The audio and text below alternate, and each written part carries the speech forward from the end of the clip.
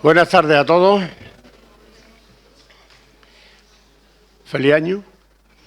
Bienvenidos a una nueva sesión de los debates de la Academia. El otro día, cuando estaba buscando la fecha de esta convocatoria, me di cuenta lo rápido que pasa el tiempo. Y recuerdo cuando hace 4 años nos hicimos cargo de los destinos del Ateneo, que me dijo Emilio: hombre, yo creo que tú eres la persona adecuada para que modere los martes de la Academia. Uno al principio dice: veremos a ver el gol que me van a meter, porque no sabe uno a qué hay que atenerse. Pero afortunadamente he de confesar que a lo largo de estos 4 años he asistido a conferencias magníficas, magistrales, y es un orgullo para mí poder haber estado presente y moderar estas sesiones. También hay que decir que otras conferencias han sido un poquito más duras, pero bueno, también es debido a la ignorancia del que las escucha, no de la persona que las da. Y tenemos la suerte, como habrán leído ustedes estos días, que hemos ganado las elecciones, que volvemos otros 4 años, no se ha presentado nadie, con lo cual debemos de ser buenísimos, porque nadie nos ha querido hacer competencia. Pero lo bueno de esto es que tenemos otros 4 años por delante y yo me siento muy orgulloso si el presidente de la Academia sigue dispuesto a que nos veamos aquí durante estos 4 años nuevamente. Así que repito que es un placer tener hoy a don Benito con nosotros, persona que no necesita presentación, aunque ahora lo vayan a presentar. Y pues nada, pues bienvenido a esta nueva sesión, que la comenzamos en un martes y 13, pero que espero que eso no sea nada negativo. Así que buenas tardes y le doy la palabra al presidente de la Academia de Ciencias. Bien, buenas tardes a todos. Buenas tardes, Fernando. Señor secretario del Ateneo, en primer lugar, lógicamente, enhorabuena por esas elecciones, que, bueno, sin votación, ¿no? Hay que decir, sin votación. Ha sido candidatura única, pero en cualquier caso ya le hemos felicitado. En nombre de la Academia le hemos felicitado, le mandamos ayer la felicitación al presidente y, por supuesto, a Fernando también por esa confianza del Ateneo, porque seguro que es una prueba, una muestra de que lo han hecho bien en los 4 años y estoy convencido de que van a seguir en la misma línea en los próximos 4 años. Y, por supuesto, estaremos encantados de seguir colaborando con el Ateneo. Son ya muchos los años que las dos instituciones vienen colaborando, antes que los dos que estamos aquí, en los que nos han antecedido, y por supuesto, pues un placer como siempre. Bien, también quisiera pues daros las gracias a todos los que aquí nos acompañáis hoy. Lógicamente, Benito Valdés es una apertura de oro para el ciclo de los martes de la Academia, y buena muestra pues el público que hoy nos acompaña con ilustrísimas autoridades como la presidenta de la Academia de Legislación y Jurisprudencia, el decano del Colegio de Químicos, otros académicos de otras academias, porque como sabéis, Benito ha sido pues 12 años, hasta hace muy poquitos días, presidente del Instituto de Academias de Andalucía, que reúne pues creo que son 28 ya, si no me equivoco, 28 academias, con lo cual hay que tener mucha mano izquierda y derecha para gobernar un grupo de academias tan variopinto y tan particular como son las academias andaluzas, desde todas las ramas del saber, desde las letras a humanidades, legislación, ciencias, etcétera. Por supuesto, también quisiera deciros que con la conferencia de hoy se abre el ciclo de los martes de la Academia, que como siempre serán 6, ya las tenemos programadas. Son 6 las conferencias que van a tener lugar desde hoy hasta mayo, que representan cada una las 6 secciones que constituyen la Academia. Matemáticas, química, física, biología, que son las 4 clásicas, y las de tecnología y ciencias de la Tierra.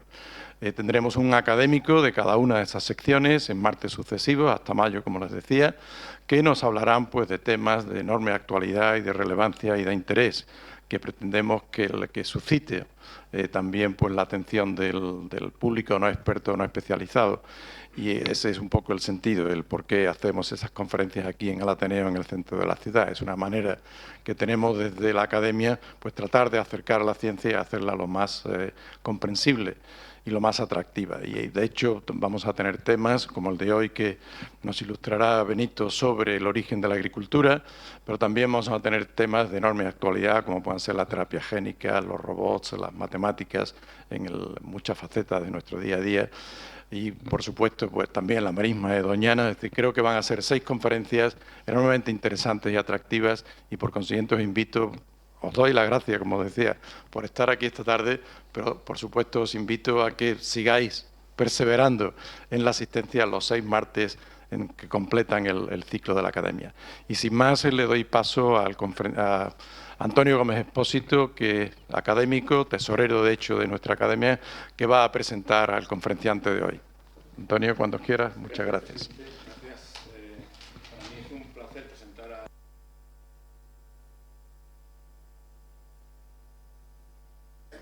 ¿Ahora? Sí, decía que es un placer para mí presentar a Benito, a quien aprecio muchísimo. Benito, aunque no se le nota en el acento, pero es de Calatayud, ¿vale? Para quien no lo sepa, aunque supongo que muchos lo sabéis.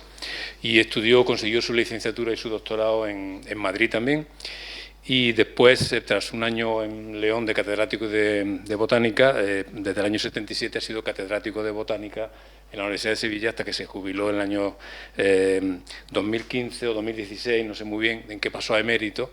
Y después, cuando ya terminó la fase de mérito, porque la universidad no te deja estar más tiempo, sino tú estarías más tiempo, pues ahora es colaborador, investigador honorario y tiene todavía despacho, si no me equivoco, en la Facultad de Biología. En el laboratorio tiene un despacho. O sea, es infatigable. También ha sido profesor del CSIC en excedencia, desde el año 84. Bueno, tengo aquí un currículum con muchas cifras que no voy a dar porque serían más reales de ustedes. Como pueden comprender, una persona de su trayectoria y su talla, pues tiene muchísimas publicaciones, muchísimos proyectos, 20 tesis doctorales, 100 y pico artículos, 200 y pico artículos en revista, en fin, un montón de cosas. Le voy a decir solamente algunos títulos para que vean a qué se dedican. No voy a decir las cifras, pero sí, por ejemplo, entre esas publicaciones, libros y volúmenes monográficos que él ha editado y por ejemplo, Catálogo de plantas vasculares de Andalucía y norte de Marruecos. Estudio biogeográfico de Doñana y caracterización de especies singulares, por ejemplo. Cosas bastante interesantes que nos pillan muy cerca. También ha sido editor de revistas. Entre los proyectos, por ejemplo, sí que también quisiera destacar de los muchos proyectos que ha hecho ahí, 30 y tantos, 40 proyectos de investigación que ha dirigido. Por ejemplo, planificación de la cobertura vegetal de la Expo 92, ahora que se cumple, 25 años, ¿cuánto se cumple? ¿30 cuánto? Bueno, cargo, es un magnífico gestor, ha estado en numerosos cargos, ha estado miembro del Board of Advisors de la Mediterranean Checklist, presidente de Optima, que son las siglas de Organization for the Phytotaxonomical Investigation of the Mediterranean Area, presidente del Group of Specialists on Biodiversity and Biosubsistence del Consejo de Europa. En fin, Steering Committee de Euromed, Plan Base, presidente del Steering Committee, Scientific Committee de International Foundation, muchos comités, ¿no? Y también ha tenido unos cuantos premios. En el año 89 la medalla de oro de esta asociación que acabo de mencionar antes, Óptima. Académico numerario también se ha dicho, creo, de varias academias, aparte de la nuestra, de la Real Academia de Ciencias, también de la de Medicina y Cirugía de Sevilla y de la Iberoamericana de Farmacia. Por cierto, que no sé si lo ha dicho, pero fue presidente de la RAS entre 2003 y 2011. No sé, creo que lo has dicho, pero no estoy seguro. Y yo no sabía que acababa de dejar de ser presidente del Instituto de Academia de Andalucía del año 2014. No sabía que lo habías dejado. Algo te buscará. Algo te buscará porque seguro tú no puedes parar de hacer cosas. Y por último, desde 2016 es hijo adoptivo de la ciudad de Sevilla. Y a todo esto yo debo añadir, porque he colaborado con él en muchos proyectos, que es un magnífico gestor, da gusto trabajar con él en cualquier cosa de iniciativa que hace y encima es una bellísima persona. Muchas gracias.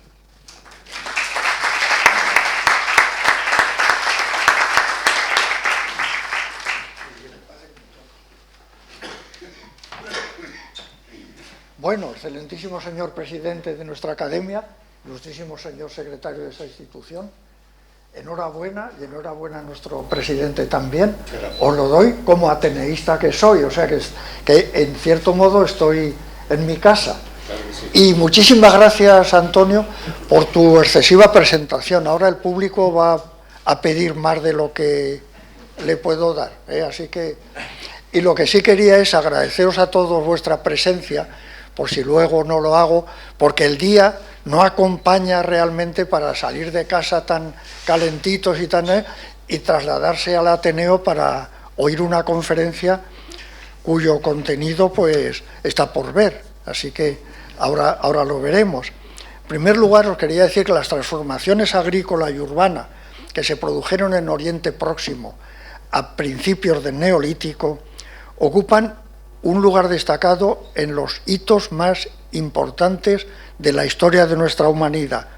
Fueron consecuencia de la introducción en cultivo de un conjunto de plantas silvestres que después de un proceso de selección empírica muy largo dieron origen a las que consideramos las 8 primeras plantas que ha cultivado el hombre en el área de nuestra influencia. Posiblemente en América, luego veremos muy rápidamente, también hay cultivos tan antiguos porque también son del principio del Neolítico. La agricultura transformó la vida de la humanidad, que pasó de ser nómada a asentarse en unas unidades de población y pasan a ser sedentarias y se concretan en estas comunidades sedentarias en una economía productiva basada en la agricultura y la ganadería. El inicio del área de la agricultura lo tenemos aquí en lo que se llama el creciente fértil. Yo no sé si se... Ah, perdón. Yo es que... No hay problema, traigo mi puntero. Bueno, Oriente Fértil.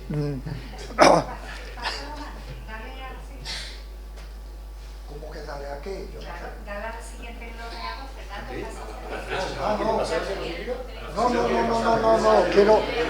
no quiero pasar. Perdonar, un inciso.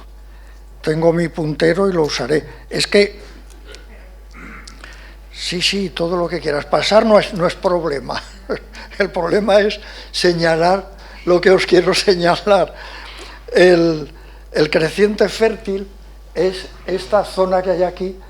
Aquí no se ve bien pero en esta figura que es más esquemática vemos que es un área que está marcada por esta especie de media luna que realmente forman pues los montes del Líbano y el Antilíbano en el este, los montes Tauro, la cordillera oriental del Tauro que se extiende por todo esto, y esta cordillera del Irán, que son los montes Zagros. Esos son los que forman realmente el límite, y aquí es donde se inicia la agricultura. Dice aquí que son asentamientos humanos del 7500 a.C., del 8º milenio, pero os he marcado con una flecha roja 2 que son de finales del 9º milenio. Hasta esa época el hombre seguía siendo nómada porque dependía de la caza y de la recolección de los alimentos. El principio del Neolítico coincide con el origen del Holoceno. El Holoceno es la segunda serie del Cuaternario en escala temporal geológica. Se puede datar en función de varios parámetros, aquí hay algunos de ellos, en aproximadamente hace 11.700 años. Esto es en el 10º milenio antes de Cristo. Esta es una datación con la cual está de acuerdo la Comisión Internacional de Estratigrafía, cuya carta cronoestratigráfica os muestra aquí solo en su última parte. Este es el periodo que comienza, digamos, el Neolítico y el Holoceno coinciden en su comienzo, y hasta entonces el hemisferio norte, como vemos aquí, estaba cubierto por hielo durante la última glaciación, que es la glaciación Würm. En esa época, hace aproximadamente 11.700 años, hay un incremento de la actividad solar, de la radiación solar, se modifican las corrientes marinas, esto da origen a un calentamiento global que produce el enfriamiento, que los hielos que cubrían todo este hemisferio norte se vayan derritiendo y se produzcan las condiciones para que pueda desarrollarse la agricultura en distintas zonas de nuestro planeta. Son fundamentalmente el este de Asia, la que nos ocupa, que es esta que hay aquí, y América Central y América del Sur. Los principales cultivos de lo que depende prácticamente el 50% de la alimentación humana vienen de estas 4 zonas: el arroz, el trigo, o más bien los trigos, porque tenemos los tetraploides y los hexaploides. Los hexaploides son más tardíos que el neolítico, pero bueno, por lo menos no son del principio del neolítico. El maíz, que se origina en esta zona, en América Central, y la patata. Los yacimientos arqueológicos nuestros, digamos, de Asia, del Oriente Próximo, como habéis visto, son del 8º milenio, del 7º milenio antes de Cristo, pero también hay dataciones, por ejemplo, en la cueva del Guitarrero en el Perú, de 9000 años antes de Cristo, o en Oaxaca, que desde luego hay dataciones del 8º milenio antes de Cristo. Así que este es el panorama que tenemos al comienzo del Neolítico. En Europa, los hielos de la última glaciación cubrían prácticamente el continente, y el resto del continente estaba ocupado por zonas desprovistas de hielo, pero con hielos, digamos, suelo helado, no apto para la agricultura. La agricultura no se podría haber desarrollado aquí probablemente de ninguna manera, y si lo hubiera hecho, las primeras especies introducidas en cultivo en el Neolítico hubieran sido otras, porque de las 8 que ahora os voy a explicar un poquito muy ligeramente, ninguna vive en la península ibérica. Solo el lino es nativo, quiero decir, el progenitor del lino es nativo de aquí también. Estas son las 8 especies que pensamos que constituyen o inician lo que se ha llamado revolución neolítica, el cambio tan drástico que hubo en la humanidad. El trigo diploide, luego veremos, Triticum monococcum, tendré que usar nombres latinos porque soy botánico y no me sé expresar de otra manera, pero el trigo diploide, Emmarhuit, uno de los trigos tetraploides, Triticum turgidum, la cebada, el garbanzo, el lino, la lenteja, el guisante y el yero. Estas son las 8 especies iniciales. Aquí se indican los asentamientos humanos del 8º milenio y del 7º milenio más recientes, y luego la proporción en la que cada uno de estas especies cultivadas se desarrollan en cada uno de estos asentamientos. Esto es un panorama muy general. Su detalle pues lo tendríais que mirar en el conocido texto de Zohari Hoff, el israelita y la inglesa, que produjeron este magnífico libro que nos sirve de información y de ilustración para todo lo que tiene que ver con la introducción de plantas en cultivo, no solo en el Neolítico, no solo al principio del Neolítico que estamos, sino en el resto del Neolítico, la edad del bronce, la edad del hierro, etc. Hoy se cultivan, por lo menos intensamente, del orden de 150 especies. Proceden de América, de Asia, de Europa y de África. No tantas de África, ¿verdad?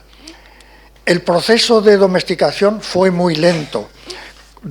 Supuso la recolección del material silvestre que estaba recolectando el hombre, porque se alimentaba de esos productos, normalmente de plantas que producían semillas o frutos particularmente ricos en hidratos de carbono y en proteínas, o frutos que fueran carnosos, que no nos han llegado sus restos.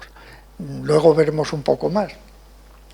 Los progenitores silvestres, como pasa en el progenitor del garbanzo, que es concretamente este Cirsium Cicer reticulatum, vive en las poblaciones silvestres, viven en el sur de Turquía, en los montes Tauro, en suelos básicos, se recolectaba, son anuales, como todas las 8 especies que constituyen ese conjunto de especies, por tanto de ciclo corto, florecen tardíamente antes del verano, por tanto, inmediatamente después se produce la maduración de los frutos y la producción de las semillas, y tienen dormancia sus semillas. En el proceso de domesticación, primero había que conseguir plantas que no tuvieran dormancia para que a la siembra respondieran inmediatamente, porque la siembra se hacía anualmente. El sistema de reproducción va siendo de alógamo a autógamo. Las especies silvestres tienen un sistema de recombinación muy amplio, porque se reproducen por alogamia. Las cultivadas, las 8, son autógamas, no necesitan polinización externa. Las gramíneas lo tienen fácil, porque dependen de su polinización por el viento, pero las leguminosas, por ejemplo, o el lino, dependen de su polinización de los insectos, y entonces, al ser autógamas, no dependen de estas circunstancias. Por otro lado, se va consiguiendo que las semillas vayan acumulando mayor cantidad de productos nutritivos, sean hidratos de carbono, sean proteínas. En la selección también se consigue, o se trata de conseguir, que los frutos no se abran tal como van madurando, sino que se retrasa la apertura del fruto, lo que facilita la consecución de la cosecha. Todos estos cambios hacen que poco a poco vayan cambiando las plantas hasta ser especies cultivadas. El cambio del progenitor silvestre al cultivado, además de estos cambios, digamos, en la biología de la planta, tiene o va acompañado de cambios morfológicos. Algunas veces el descendiente, como el caso del garbanzo, que es Cicer arietinum, se reconoce suficientemente bien como para poder distinguirlo de la especie original que le ha dado origen.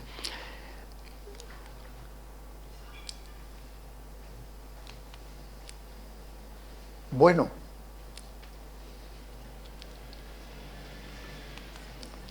en el caso de los trigos, y aquí a lo mejor os tengo que hacer una pequeña aclaración, porque claro, estamos viendo nombres de las plantas que son descritas por un autor determinado. Veréis que la mayoría de los nombres que van a aparecer en la pantalla llevan la L detrás, Linneo. Linneo describió en 1753 la mayoría de las plantas cultivadas que se usaban en el siglo XVII, en el siglo XVIII y hasta la actualidad. Si la especie cultivada se considera constitutiva de una especie distinta, recibe un nombre diferente y se lo da el autor correspondiente, el que sea. Pero a veces la especie cultivada no difiere de su progenitor lo suficiente como para que taxonómicamente se considere una especie independiente. En la mayoría de los casos que vais a ver, la planta cultivada es una subespecie de la planta silvestre. Como la planta fue descrita por Linneo sobre la planta cultivada y no sobre la silvestre, que no las conocía porque eran de Oriente Medio y todavía no había llegado a sus manos material de aquella región, pues la subespecie típica lleva el nombre de la planta cultivada y en cambio la subespecie nativa, silvestre, lleva otro nombre, como veis aquí. Luego, el trigo diploide, que tiene 14 cromosomas, es un Triticum monococcum, subespecie Egilopodoides en la planta silvestre, o si algún taxonomista, como ha ocurrido, lo considera a nivel de especie, pues se le da un nombre, como Triticum beoticum, y monococcum queda para el derivado. En fin, en cualquier caso, en Oriente Próximo, las plantas silvestres del trigo diploide dieron origen a las plantas cultivadas del trigo diploide que tenemos aquí. Todas las plantas, las 8 que tenemos aquí, encontradas en los yacimientos arqueológicos del octavo y del séptimo milenio, se identifican sin duda ninguna como plantas cultivadas. No hay duda de que no son los progenitores. Los progenitores se encuentran muchas veces mezclados con los restos de las plantas cultivadas en los propios yacimientos arqueológicos. Y en los del octavo y el séptimo milenio también, pero se distinguen lo suficientemente como para que los arqueobotánicos distingan si se trata de la planta cultivada o si se trata todavía de la planta silvestre. Así que esa es la situación en principio. Ahora, este trigo diploide, que tiene 14 cromosomas, coincide en su área de distribución que tenemos aquí. Esta es la distribución actual, la distribución principal y luego poblaciones repartidas por todo este área, Oriente Medio, los Balcanes, etc. Coincide su área de distribución con un Aegilops, otra planta, otra gramínea, que también tiene 14 cromosomas, y se hibridaron. Se hibridaron de una manera natural. La hibridación no sabemos exactamente cuándo se produjo, pero los estudios de filotaxonomía nos dicen que probablemente hace unos 500.000 años se produjo la hibridación. El híbrido es estéril, porque resulta que el trigo diploide tiene 14 cromosomas, dos grupos de 7 cromosomas, lo que llamamos dos genomas, cada uno con 7 cromosomas, y el Aegilops speltoides, la especie silvestre, tiene también dos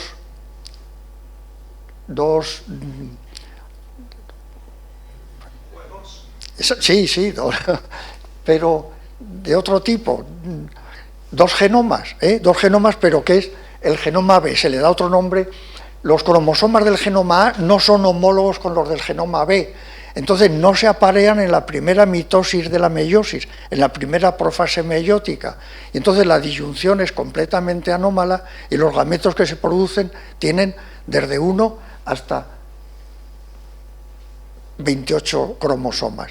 La planta es estéril, es esta que tiene fotografiada aquí en medio, pero muchas veces los híbridos estériles se poliploidizan, como fue el caso, y esta planta se prolipoidizó y dio origen a Triticum turgidum, su especie Dicocoides, que es la especie silvestre, que vive actualmente en estas localidades. Esos cuadraditos indican poblaciones de las que se conocen. El trigo tetraploide dio bajo cultivo origen al trigo tetraploide cultivado, que es uno de los trigos duros. El otro será el Triticum timofebi y otros cuantos que hay, trigos tetraploides, ¿no? En el caso de la cebada, pues ocurre algo parecido. Ordeum vulgaris, la cebada silvestre.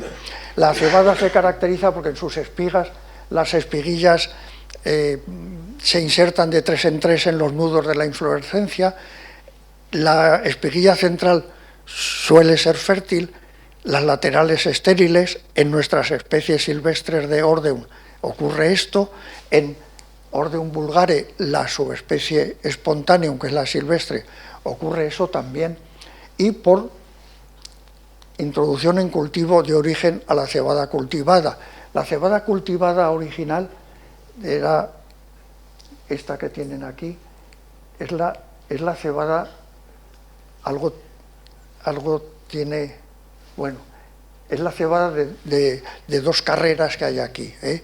El control de la fertilidad se debe, como tú, Fernando, seguro que sabes mejor que yo, a un par de factores. El factor dominante, que es el VRS, ¿no? Digamos, codifica para un gestor un factor de transmisión que produce la esterilidad de las flores laterales. Las flores laterales son estériles porque lo impide ese factor genético. En estado homocigótico recesivo, en cambio, son fértiles las flores laterales y se produce la cebada de las 8 carreras. La de 2 carreras es la más apropiada, bueno, 4 de sus cultivares para la elaboración de cerveza, y en cambio la cebada de 8 carreras más apropiada para la obtención de harina. En el caso de la lenteja, pues algo parecido. Tenemos la planta original que ocupa esta área, por introducción en cultivo da origen a la subespecie culinaris, no se considera que sean especies distintivas, esta es la subespecie culinaris. En el caso del guisante ocurre lo mismo, el guisante tiene dos subespecies silvestres, la subespecie humile, que es la que da origen al guisante cultivado en Oriente Medio, y la subespecie Elatius, que tiene un área más amplia, que aquí la flecha indica que se extiende por el Mediterráneo occidental hasta la península ibérica. En España lo tenemos en estado silvestre en el centro y el este, pero no el progenitor, sino la otra subespecie. La subespecie húmile da origen por cultivo, aquí tenemos los dos, el Atius y húmile, a Pisum sativum subespecie sativum, que es el guisante cultivado, y el guisante, pues una vez puesto en cultivo, como pasa con todas las plantas cultivadas, pues produce una gran cantidad de cultivares, pero en el caso del guisante se pueden agrupar en dos, el guisante propiamente dicho y el bisalto. A lo mejor ustedes no conocen el bisalto, pero Javier Fernández sí, por eso he puesto esta diapositiva, porque en Aragón lo comemos, y ¿cómo lo comemos? Pues o Javier o cualquiera o yo después se lo podemos explicar, ¿eh? Pero ese es el bisalto, que es exquisito, vamos. Y con el hierro pasa lo mismo. El hierro tiene esa área original de distribución y se incluyó en cultivo y no tiene diferencias morfológicas, o sea que tanto la planta silvestre como la cultivada reciben el mismo nombre.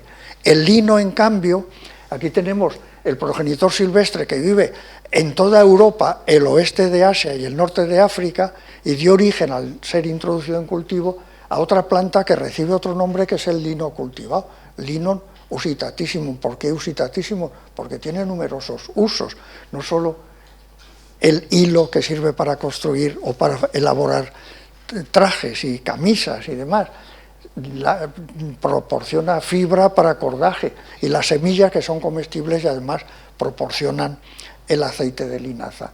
Bueno, la introducción en cultivo de estas plantas ricas en almidón y en proteínas, por ejemplo, las lentejas, saben ustedes que tienen como un 25% de proteínas. Se considera que un plato de lentejas pues equivale a comerse un filete por las proteínas que tiene. Los guisantes también tienen un 25% así. Bueno, pero esto hizo que se pudieran almacenar, como son semillas secas o frutos secos, en el caso de los de las gramíneas, que son cariopsis, que son secos, y en el caso de las leguminosas, en la lenteja y el garbanzo son secos de por sí, pero el guisante se puede desecar, son semillas que se pueden almacenar. El almacenaje permite el que se pueda alimentar la población a lo largo de todo el año. No depende de la recolección como antes, y que se lo hubiera o no en el campo en la época en la que hacían falta, sino que se pueden almacenar. Y hay una estimación, no me pregunten cómo lo hacen los expertos en la materia, que indica que en el Paleolítico, a final del Paleolítico, la población del globo estaría formada por 6 a 10 millones de habitantes. Estas cifras varían tremendamente según las cifras que se consulten, y en cambio 5.000 años antes de Cristo, ya en la Edad del Bronce, resulta que la población se estima que había aumentado a 50 millones de habitantes. Se estabiliza la población, se crean ciudades. Esto se supone que es la primera ciudad o pueblo habitado en Oriente Medio. Es de finales del 8º milenio. Esta es la reconstrucción, estas son las excavaciones arqueológicas que se están desarrollando ahí. Pero además el exceso de cosecha se puede almacenar, y se almacena en silos.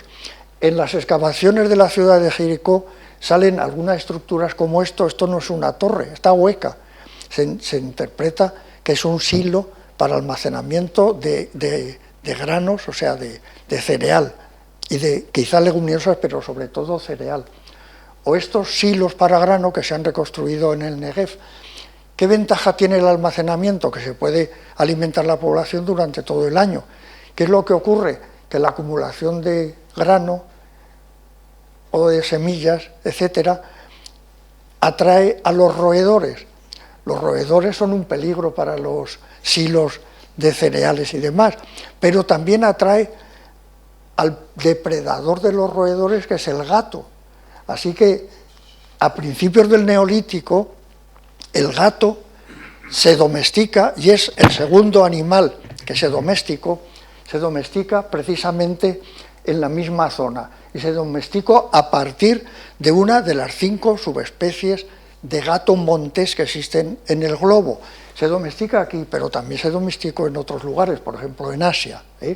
Pero aquí tenemos el gato montés domesticado aquí, se supone que hacia 8000 a.C., quizás al final del 9º milenio, y de allí se distribuyó por todo de Europa de acuerdo con las cifras que tienen aquí. Este es un trabajo muy interesante.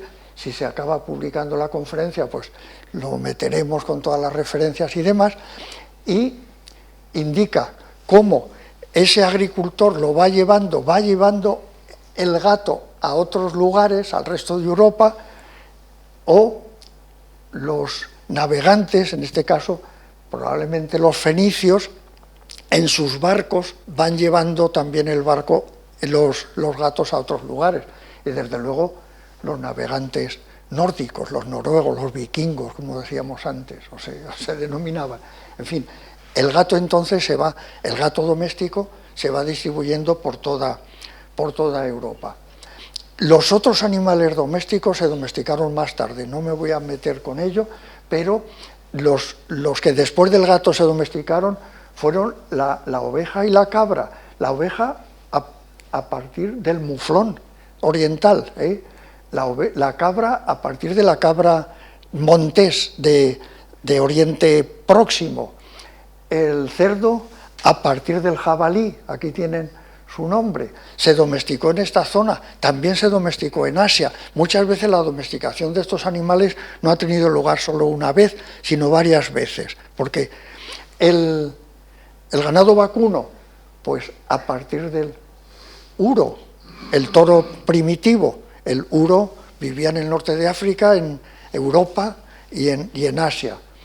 Se van domesticando estos animales. Pero bueno, una vez que se ha instalado la agricultura en Oriente Próximo, se va extendiendo desde Oriente Próximo hacia el Valle del Nilo, el Sudán, etcétera, en África, hacia el este, como indica esta flecha, hacia Asia.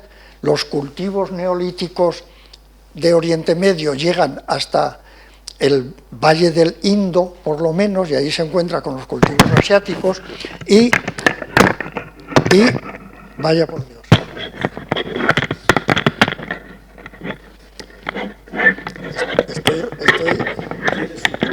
Ya está. O ya medio está. Procuraré no tropezar con él. Va extendiéndose a Europa y si se acuerdan de la distribución de hielos en la última glaciación, pues saben que había una banda que eran suelos helados, pero es realmente lo que ocupa el valle del Danubio y el valle del Rin, en fin, que es una zona de penetración de los cultivos, y como aquí se indica, en el Neolítico se van extendiendo por aquí, y ya más tarde, en la edad del hierro, del bronce, llegan a otras zonas.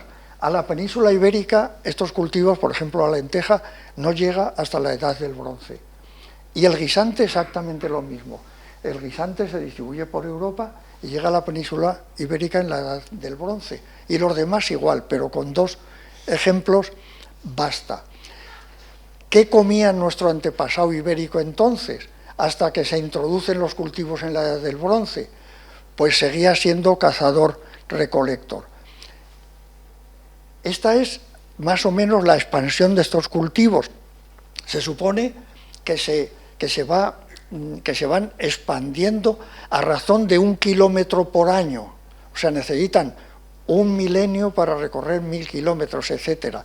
De manera que comenzando a difundirse el cultivo en Oriente Medio, llegan, en este caso, a la península ibérica, pues en el 4º milenio, 5º milenio, ya en la edad del bronce. Hasta entonces no se podían consumir estas plantas en la península ibérica, pero el cazador-recolector tenía recursos para poder cazar animales diversos, por ejemplo el muflón del Atlas, ahora les diré lo que se representa aquí, el caballo salvaje, el caballo, el tarpán, el tarpán que vivía en el norte de África, en Europa y en el oeste de Asia, que dio origen al caballo actual, pero muy tardíamente, no se domestica, parece ser, hasta por lo menos el cuarto milenio antes de Cristo, ¿no? Y podían cazar bisontes, ciervos, jabalíes, por supuesto, ¿eh? Y otras presas menores, como nos decías tú en tu conferencia de apertura de curso. Y entonces ese cazador se aprovecha del perro, digamos, se alía con el perro, domestica al perro. El perro se domestica a partir del lobo gris, seguro que en varios sitios simultáneamente en Europa y en Asia. Pero el perro domesticado apenas se representa en los grabados rupestres, digamos, anteriores a la Edad del Bronce. Lo tenemos muy bien representado en algunos casos en la península ibérica. Estos son unos dibujos rupestres de la Cueva del Perro, que así se llama, que está en el término municipal de Zarzalilla, en Badajoz, al otro lado de Sierra Morena, y aquí se representa el perro, pero no en pintura rupestre, sino tallada en los refugios de Siega Verde, en la provincia de Salamanca. Estos están datados en el Paleolítico superior, hace aproximadamente 20.000 años. Se supone que el perro se domesticó hace 30 o 33.000 años. Y aquí lo tenemos representado, tallado dentro del perfil de un uro, que está magníficamente tallado también en los afloramientos rocosos de esta zona. Ahí se encuentran algo así como 500 dibujos de animales y demás, tallados todos en la piedra. Y estos dibujos tan bien realizados son pinturas murales del Neolítico, de comienzos del Neolítico, para allá por el 8000 antes de Cristo, del macizo de Tisili Nanger, en Argelia. Es un macizo que se encuentra cerca de la frontera libia, próxima al Chad, realizado estas pinturas murales. Fíjense, están cazando mutones del Atlas, que es un animal bastante grande, tiene 1,5 metros de altura, en una época en la que aquella zona no era desértica, era una zona esteparia, porque el Sahara se está desertificando poco a poco cada vez más, pero en principios del Neolítico aquello estaba en buena parte cubierto de estepa, el desierto estaba muy limitado, y luego al desplazarse los monzones, pues empezó a aumentar la desertificación del norte de África. La expresividad de estos dibujos es magnífica, por lo menos en este caso, pero es muy raro que se represente al perro en las pinturas rupestres. He tenido que buscar mucho para encontrar algunos dibujos apropiados, porque no son muchas sus representaciones. El primer animal que se domesticó, el segundo el gato, y luego siguieron los que hemos visto hace un momentito. En Oriente Medio y en Europa. En Asia es otra cosa, en América es otra cosa, en África es otra cosa. Por eso en cada región pues hay que ver qué es lo que ocurría. ¿Y qué comía? ¿Qué recolectaba? Pues podía recolectar muchísimas cosas. Fíjense que la flora de la península ibérica se compone, podemos decir exactamente, de 6.176 especies que viven en la península ibérica e Islas Baleares. Eso en el año 2021, porque cada año se descubren y se describen especies nuevas, o sea que su número va incrementándose poco a poco. Pero de toda esta gran cantidad de especies que componen nuestra flora, hay unas 1.200 especies que son medicinales, que no nos interesan ahora, y 490 especies que son comestibles ahora. Se supone que eran comestibles también al principio del Neolítico, o sea que nuestros antepasados del Neolítico podían tener a su disposición un montón de plantas que sin duda consumían. En los yacimientos arqueológicos anteriores a la Edad del Bronce se han detectado restos de estas especies que tienen aquí. Se las voy a mostrar rápidamente a continuación. Aquí tienen sus nombres latinos, pero si las reconocen, 3 de ellas. Bueno, aquí tenemos la encina, el avellano y el pino. Las 2 primeras tienen aquenios con cubierta dura que se pueden conservar en los yacimientos arqueológicos.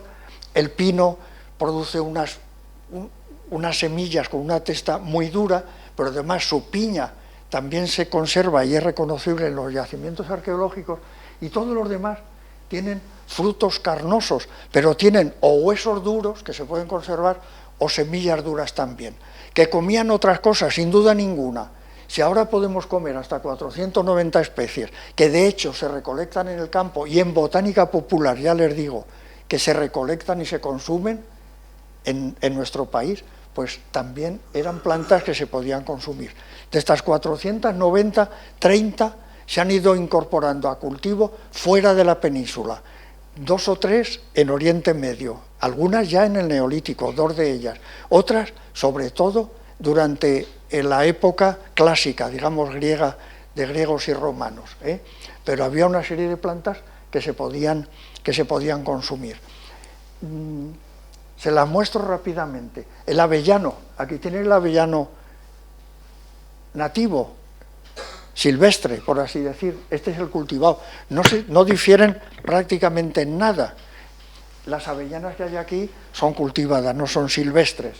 El área de distribución del avellano, el que tienen aquí. ¿Dónde encontramos restos en los yacimientos arqueológicos? En los de, sobre todo, Cataluña y el norte de nuestro país. En la provincia de Sevilla hay una población de avellano que se supone que es silvestre, y en la de Huelva otra, no hay más. Y se pueden recolectar y se pueden consumir las avellanas, igual que si fueran cultivadas. El pino piñonero, es el que tienen ahí, esa es su área de distribución. Su semilla hay que obtenerla rompiendo la testa de la semilla, que es sumamente dura. Es una gimnosperma, no hay frutos, son semillas desnudas. Bueno, el acebuche. El acebuche es una planta común en toda la región circunmediterránea. Se consumía, ahora no. Bueno, no se consume porque tenemos magníficos cultivares de aceituna derivados del acebuche, pero se reconoce en los yacimientos arqueológicos y se consumían seguramente se trataban para quitar la oleoeuropeína, ese compuesto fenólico que es tan amargo, pero hay un cortijo, se lo he puesto aquí para que lo conocieran, por si no lo saben, por lo menos en la Sierra de Cazorla, donde la propietaria sus empleados recolectan las acebuchinas y elaboran aceite de acebuche. El aceite de acebuche, en el año 2008 se habían producido 800 litros. El negocio debe ir bien, porque en el año 2018 esta botella de 1/4 de litro me costó 20 euros, porque el litro de aceite de acebuche cuesta 80 euros. ¿No merece la pena? Bueno, como cosa anecdótica, pero el aceite es bastante malo. No es amargo, Luego, por tanto, de alguna manera lo deben de tratar para eliminar los principios amargos. La vid silvestre, bueno, se recolectaba y se recolecta todavía. Se puede obtener vinagre, vino, en algunas zonas, jaleas, etcétera. Esta foto está tomada, por cierto, en el arroyo de la Rocina, en Doñana. No sé, la vid silvestre vive en toda la región mediterránea hasta el mar Caspio. De hecho, la vid cultivada se originó, tú, Fernando, seguro que lo sabes mejor que yo, más o menos en la cuenca occidental del mar Caspio, en Irán y Azerbaiyán, ¿no? Que es de donde procede el vino, como, quiero decir, la vid como planta cultivada. Nos dicen, Ramón, que nos la trajeron los tartesos, eso quiere decir pues ya hacia 1700, 1500 antes de Cristo, o cuando quiera que llegaran, en esta época. el peral se reconoce. El progenitor del peral cultivado no lo tenemos, pero tenemos Pyrus cordata, que vive en Galicia y se puede comer. El piruétano, que no sé si alguno de ustedes ha intentado alguna vez comer un piruétano, no hay manera de lo duro que es porque está lleno de células pétreas, pero cuando está maduro del todo, que prácticamente se va a caer del árbol, sí que se pueden comer. Es cuestión del hambre que se tenga, ¿eh? Y entonces se puede comer porque algo de pulpa tiene, aunque comamos más células pétreas que pulpa realmente. Y el progenitor del manzano, que también se recupera en los yacimientos arqueológicos, pues es este Malus silvestre, que vive en toda Europa y en España, bueno, en la península ibérica vive en el norte de la península ibérica, en el sistema ibérico, en el sistema central, en Sierra Nevada, en la Sierra de Cazorla, en fin. Los sorbales en los yacimientos arqueológicos se han detectado por sus semillas que se distinguen, el mostajo que tenemos aquí arriba y el serbal común. Se pueden comer y se siguen comiendo. Cuando estamos en el campo, como digo yo muchas veces, si tienes hambre, en esos campos de Dios, pues echas mano de lo que puedes comer, y los frutos de cualquiera de estas 4 especies son carnosos y son sustanciosos y se pueden comer. Las cerezas, bueno, la cereza de Santa Lucía, Prunus Mahaleb, se distingue muy bien de los huesos de las cerezas y de las guindas. Las cerezas las tenemos arriba, las guindas abajo. Los huesos no se pueden distinguir bien. En los yacimientos arqueológicos, antes les he puesto una lista y ponía abajo Buxó y Capdevila, que son 2 excelentes paleobotánicos, no son capaces de diferenciar sus huesos, no se sabe muy bien de cuál de estas especies son, pero sí se diferencia muy bien el endrino.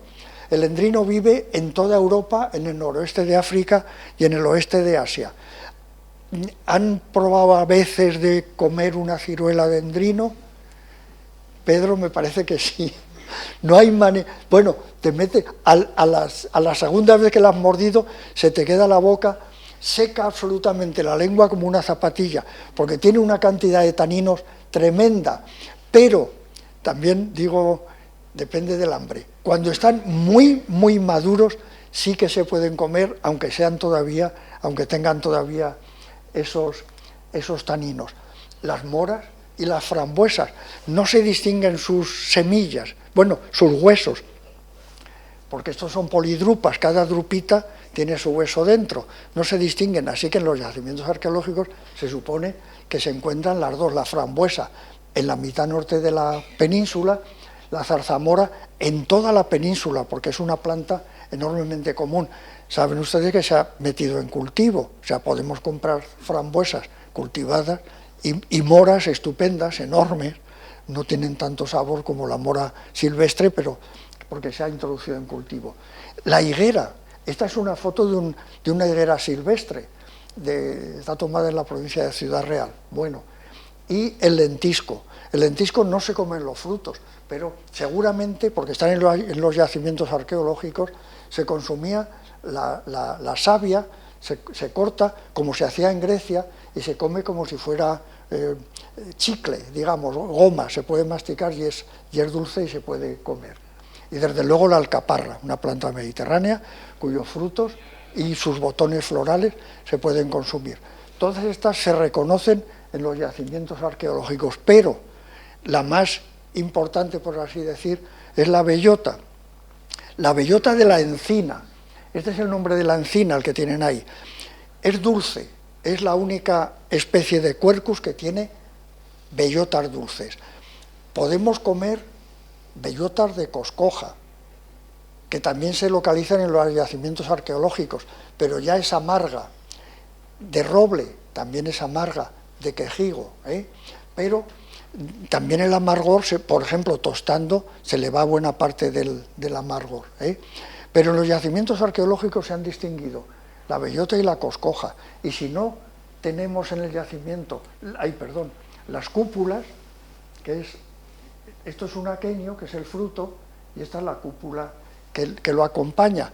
Por las cúpulas se pueden diferenciar muy bien. Si es el aquenio solo, no podemos decir de qué es, pero era la encina la que se utilizaba, y se utilizaba en toda la península ibérica, salvo en el extremo noroeste, porque esta es la distribución de la encina, y la encina se supone que era la base de la alimentación en la península ibérica, porque además se puede conservar seca y se puede conservar tostada, antes de la introducción del cultivo de los cereales, sobre todo los trigos hexaploides, que se difundió su cultivo sobre todo en la época romana, digo yo, Fernando, ¿no?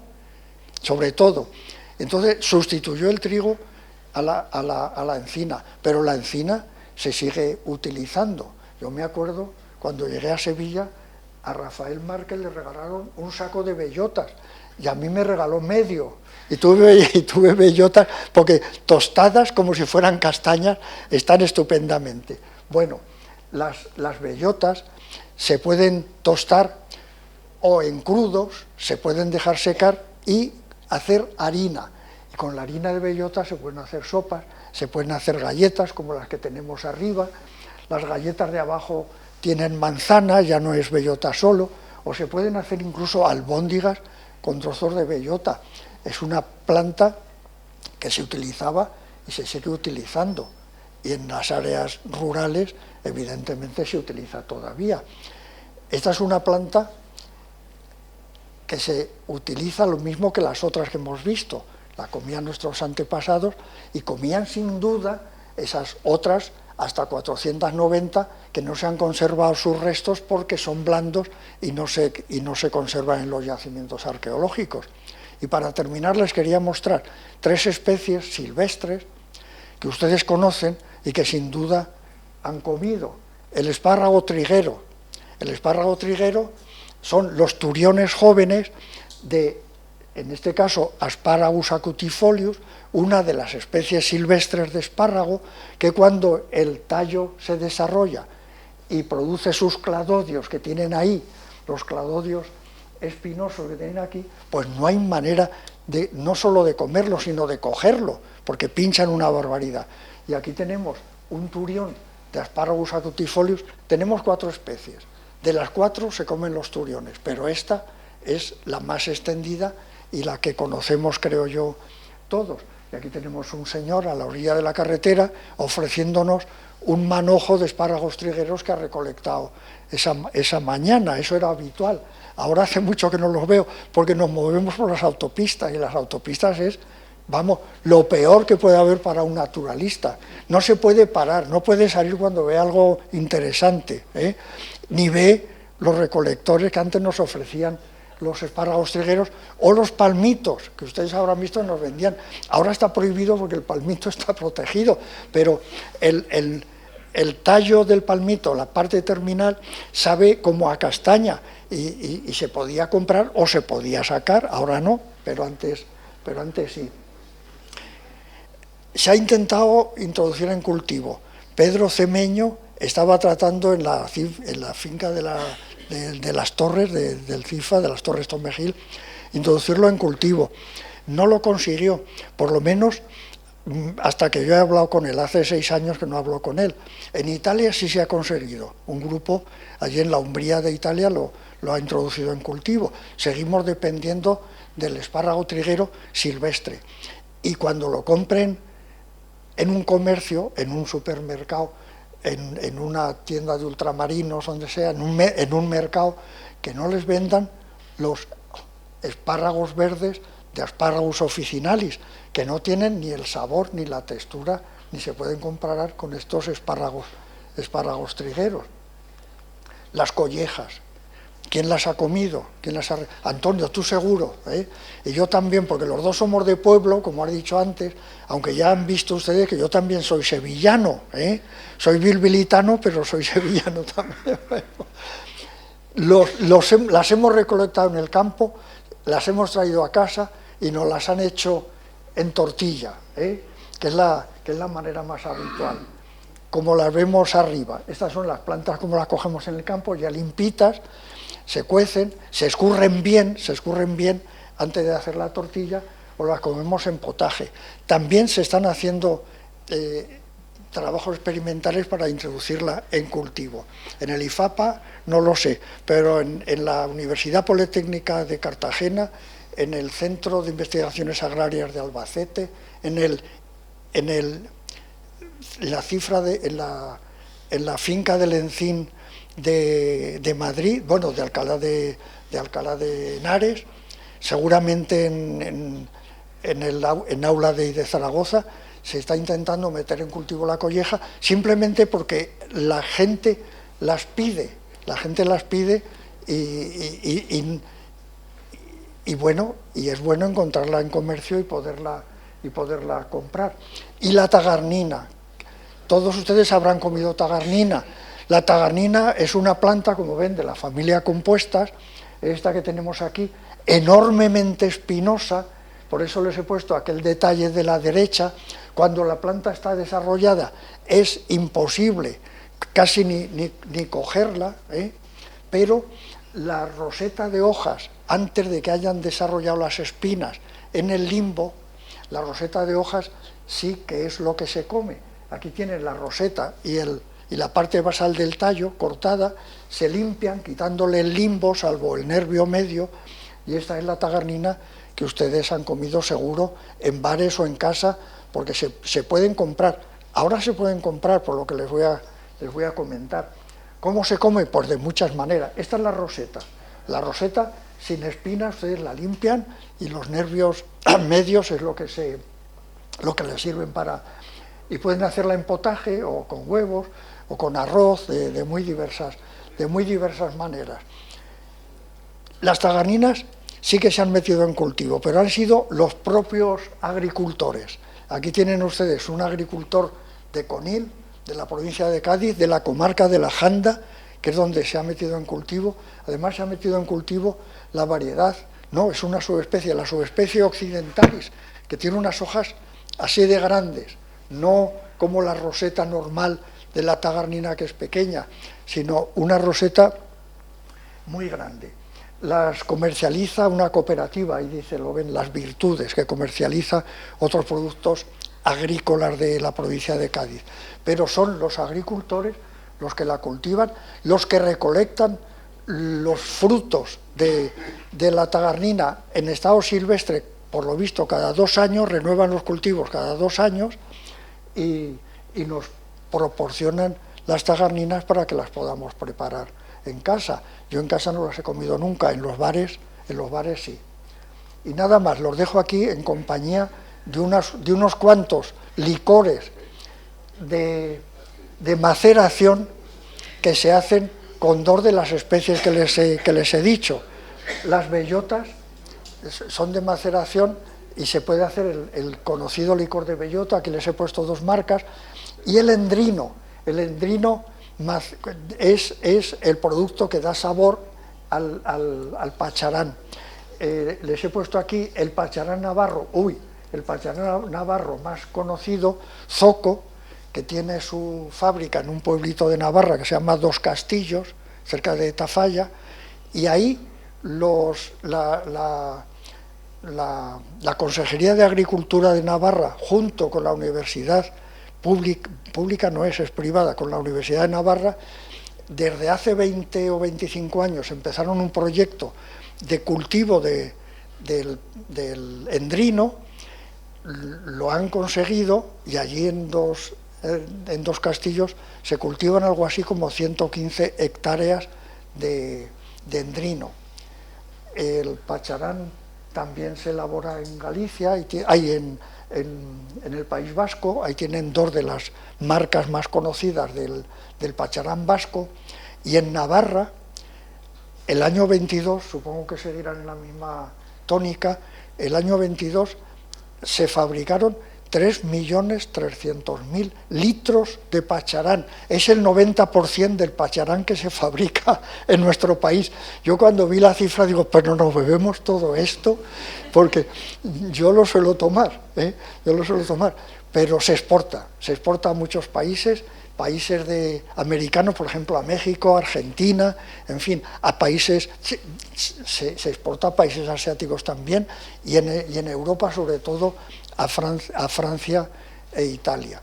Bueno, esto es lo que les quería decir, una visión de que en efecto el comienzo de la agricultura está en Oriente Medio, tenemos esas especies, luego vendrían otras, pero en la península ibérica pues había que comer lo que fuera, y esto es algo de lo que comíamos. Y nada más, muchas gracias y muchas gracias por venir, a pesar del día.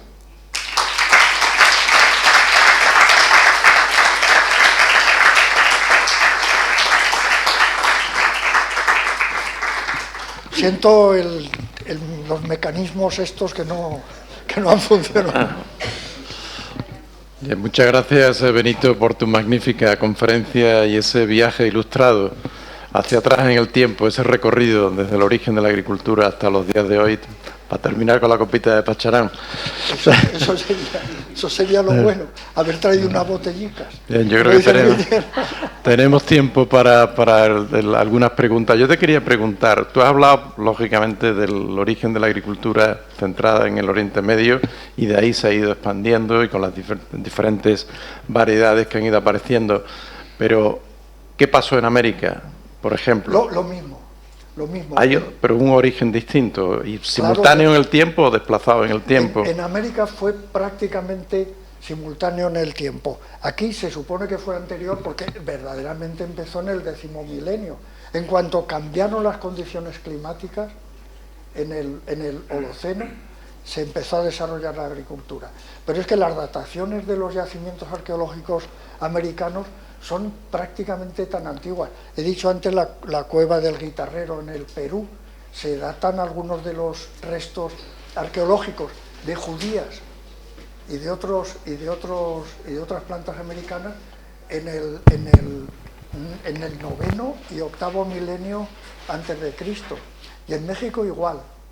¿Eso quiere decir que las técnicas de cultivo, de mejora, eran distintas? La mejora era intuitiva, quiero decir, aquel agricultor no hacía mejora genética como luego se hizo en el siglo XX, ni ingeniería genética como se hace ahora, que tú coges un gen de Antirrhinum majus, de Antirrhinum y una Scrofulariacea, y lo metes en el tomate, y tienes tomates morados, tomates violeta. No, era una selección intuitiva. Tú, año tras año, el agricultor seleccionaba de lo que estaba cultivando lo que él pensaba que era mejor para el año siguiente. Las semillas más gruesas para que tuvieran plantas con más productos de reserva al año siguiente. Y era una selección totalmente intuitiva. A veces no puedes imaginarte cómo una planta que era alógama se transforma al final en una planta autógama, como ha ocurrido con las 8 que hemos visto aquí. El que la semilla aumente de tamaño, sí. ¿Cómo se ha roto la dormancia? Pues tampoco te lo explicas. ¿Cómo se las han arreglado para que la cosecha sea simultánea y no que cada planta, como pasa con las plantas silvestres, producen las flores, luego los frutos, se abren las legumbres, liberan las semillas, o las espigas de los cereales desprenden las espiguillas una a una, se esparce por allí y no hay quien recolecte aquello? ¿Cómo consiguieron que se retrasara la dehiscencia de los frutos y la rotura de los raquis de las inflorescencias? Pero así es. Y va acompañado de cambios morfológicos que permiten diferenciar la planta cultivada de su progenitor silvestre. A veces no varía, y a veces en ese proceso tienes la planta cultivada y resulta que el progenitor se ha extinguido. Nosotros no sabemos cuál es el progenitor de la espinaca, ni el progenitor del haba. Podemos imaginar, pero ¿de dónde se originó el haba? También es neolítica y de Oriente Medio, no lo sabemos. O sea que, pero fue intuitivo, y en América igual, y en Asia exactamente igual, porque en Asia también se introdujeron en cultivo no solo el arroz, sino otras muchas plantas. Y eso, estamos hablando de plantas herbáceas, anuales, porque luego vienen las plantas ya leñosas, los frutales, que son mucho más tardíos. La verdad que apasionante la historia de la agricultura. Bueno, abrimos el debate, el diálogo. Sí. El binomio bellota-cerdo está datado. ¿Se sabe cómo se asocia? Puede usar el micrófono. No, el binomio bellota-cerdo está datado. No Ni que yo sepa, ni no que dónde yo sepa. tampoco, ¿no? A lo mejor alguno lo conoce, pero no. El cerdo naturalmente, y primero el jabalí, porque claro, nuestro cerdo deriva directamente del jabalí, come lo que tiene, oza y saca raíces y saca rizoma y saca bulbos y no sé qué, y come todo lo que hay comestible. El cerdo es tremendo, es omnívoro. Lo mismo come carne que productos vegetales. Pero no dejen a ustedes a un niño donde hay cerdos, porque se lo comen. Es que se han dado casos de una familia que se ha comido el cerdo. El cerdo come todo lo que pilla. Evidentemente, el cerdo y el jabalí antes comían bellotas. Ahora, si no tiene otra cosa, en nuestras dehesas lo que hay son encinas. Las mejores dehesas son las que tienen alcornoques, aquí digo en nuestra zona, alcornoques, encinas y quejigos, porque la maduración de sus bellotas se va sucediendo y entonces el cerdo dispone casi de medio año para alimentarse de bellotas en lugar de alimentarse de otra cosa. Ese sí que es el cerdo 100% de bellota, porque come bellotas de alcornoque, de quejigo y de encina en nuestra zona. Más al norte, desde luego, los robles. Pero a propósito del cerdo les contaré una cosa que alguno de ustedes sabrá. Don Ramón Corzo lo sabe. El cerdo ibérico tiene una habilidad especial porque resulta, con el licor de bellota que tenemos aquí, un colega mío muy amigo, Friedrich Eggendorfer, que conocéis de su libro de texto, hablando con él una vez, le dije del licor de bellota, dice, imposible, con las bellotas ¿cómo van a hacer licor si el tanino flocula el alcohol? Digo, pues te voy a mandar una botella para que lo veas. Evidentemente se puede eliminar el tanino, pero los taninos en las bellotas, que son curtientes, se encuentran sobre todo en el epicarpo, en la pared de la bellota, en la pared del fruto. Bueno, el cerdo blanco, si come bellotas, si se alimenta de bellotas, se le agrieta la piel de una manera bárbara. El cerdo blanco. El cerdo ibérico pela las bellotas. Pedro dice que sí con la cabeza y Ramón también. Los jabalíes también. Eso yo no lo sabía. Pues simplemente quita aquello que tiene los taninos y puede comerse las bellotas. Ahora, ¿cuándo? Pues el binomio es porque no le queda más remedio. Si hay bellotas, come bellotas. Si hubiera castañas, comería castañas, que además son más nutritivas. Quiero decir, por lo menos el mismo fruto da mayor cantidad de hidratos de carbono.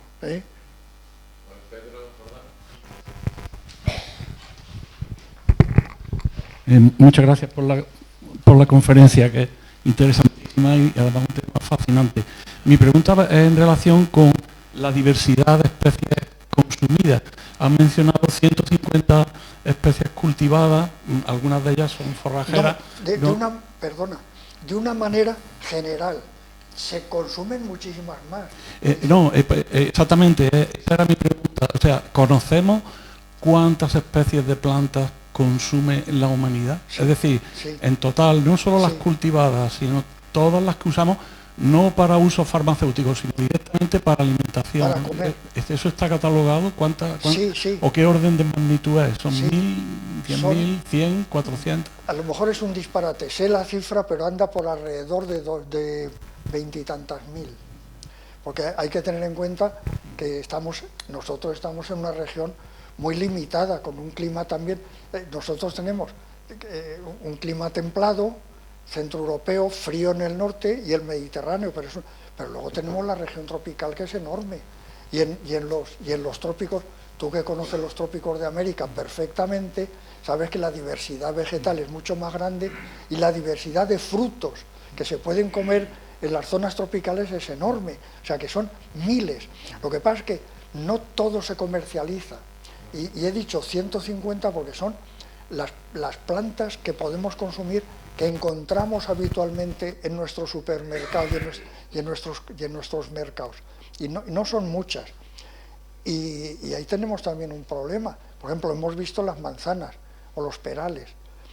Vais a una tienda y no tenéis más de 5 o 6 cultivares de pera o de manzana. Y antes se consumían, yo que soy de una zona agrícola, bueno, yo me he criado pues entre las torres de mi pueblo y eso, la variedad de peras y de manzanas que había era enorme. Ahora se ha llegado a cultivar algunas variedades muy productivas, o sea, algunas variedades que merece la pena lo que se invierte en el cultivo recuperarlo con la venta, pero se están perdiendo una cantidad de cultivares enormes. Es lo que los agricultores llaman la erosión genética de las plantas cultivadas. Nos preocupan las plantas silvestres y queremos conservarlas y todo eso. Y tenemos listas de plantas protegidas que no se pueden... una de ellas es el palmito, que acabamos de ver, pero no nos preocupamos de la pérdida de diversidad que tenemos en las plantas cultivadas, que además es la fuente para la posible mejora genética de los cultivares que se siguen utilizando, y se están perdiendo un montón. En Suiza hay una finca donde se introducen y se conservan todos los cultivares de manzana que había en Suiza. Muchos ya no se cultivan en las huertas, ni siquiera las huertas familiares, pero están allí. Ahora, potencialidad, miles. ¿Tenemos alguna otra pregunta? Sí, Otilio. Muchas gracias, Benito, por la conferencia, me ha encantado. Me ha llamado la atención una cosa, y es que todos los cultivos iniciales estaban en cordilleras o en zonas altas. Sin embargo, coincide con una glaciación, es decir, tendríamos más tierra aparte de esas zonas altas. Eso es otra historia que nos llevaría mucho tiempo. Sí, la siguiente. Coincide con una glaciación. Bueno, en una de las fotos, cuando vemos el hemisferio norte todo cubierto de hielo, no han puesto hielo en el Cáucaso. El Cáucaso, por lo visto, también estaba cubierto de hielo, pero las cordilleras las cordilleras del sur de Turquía, allí no llegó la glaciación. En cambio, el principio del Neolítico, están los climatólogos de acuerdo, de que fue una época húmeda. De hecho, si en el desierto del Sáhara había sabana y no desierto, el desierto estaba muy limitado, es porque los monzones se habían desplazado hacia el norte, entonces había más lluvia. En el desierto del Sáhara, en Libia, había muchos núcleos habitados, no pueblos, pero sí, que se tuvieron que desplazar al valle del Nilo cuando avanzó la sequía en el Sáhara. Pero en la zona de esos montes era propicio, porque la precipitación era la apropiada para que se pudieran desarrollar esas plantas. Nos dicen que en el valle del Tigris y del Éufrates la lluvia era tan alta que no se podían cultivar esas plantas, por eso estaban limitadas al arco montañoso. Y otra cosa que me ha llamado la atención es que todas las iniciales, salvo la patata, estaban en el hemisferio norte, y la patata prácticamente en el Ecuador. ¿Tiene algún significado también? No, simplemente que la patata, no porque os he dicho la patata, pero allí estaba el escomite, estaba la judía pinta, en fin, el cacahuet, muchas plantas que son del hemisferio sur. No, allí se cultivó lo que había. Lo mismo que en África. Es que de África, por ejemplo, también tenemos muchas plantas cultivadas, entre ellas el café, pero la adaptación es muy complicada, no se sabe muy bien. Y en cambio, en nuestro hemisferio, sí, en Asia y en la región mediterránea. Muchas gracias.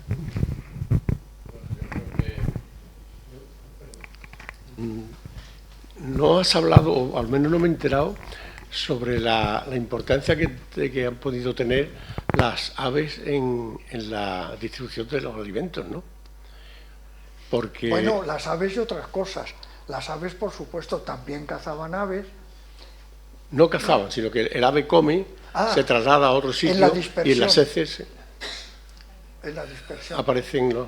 ¿Sí? Pues no lo conozco. ¿Cuál es su papel? Lo conozco. En el caso de las plantas cultivadas no te lo puedo decir. Yo no sé si son cosas que se hablan por ahí, pero muchas veces se dicen que crecen muchas moreras silvestres por culpa de los pájaros, porque los pájaros comen las moras, luego defecan en el campo y aparece una morera. Y por culpa del hombre. Y por eso también. Porque Antonio, que es de pueblo lo mismo que yo, sabe que en las áreas fecales tienes no solo higueras, tienes tomates, tienes un montón de cosas. O sea, que sí, las aves han contribuido a la dispersión, y nosotros también, cuando las semillas son de dispersión endozoica, porque si nos la comemos, la digerimos y se acabó. Pero cuando tiene protección para que no la digieran nuestros jugos gástricos, o las de las aves, o las de otros animales, eso es una fuente de dispersión.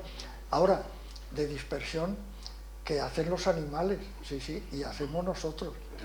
Pero el agricultor intencionadamente iba plantando, pero a mí me da la impresión, por ese modelo de que era más o menos 1 kilómetro al año, es que tienes un primo, un vecino, un pariente, y le llevas algo que lo cultive, y lo vas cultivando poquito a poco. Los animales pueden llevar, de hecho, muchas plantas, es que no te puedo decir de las cultivadas, pero de las silvestres se dispersan por las aves, sobre todo por las aves y por otros animales, sí. Muy bien. Bueno, yo creo que le damos las gracias de nuevo a Benito y le devuelvo la palabra al secretario. Simplemente darle las gracias a Benito por su magnífica conferencia, por ese paseo que nos ha dado desde el Paleolítico a las tagarninas, que están buenísimas. Es un alimento que se ha comido yo, por lo menos de niño la he comido mucho. Ahora se puede comer en los pueblos y en algunos sitios de Sevilla, pero muy contados. Y sin embargo, una cosa que está riquísima. Sí. Benito, muchas gracias por todo. Gracias a vosotros. Y si Dios quiere, nos vemos el día 3 de febrero con la siguiente conferencia. Gracias.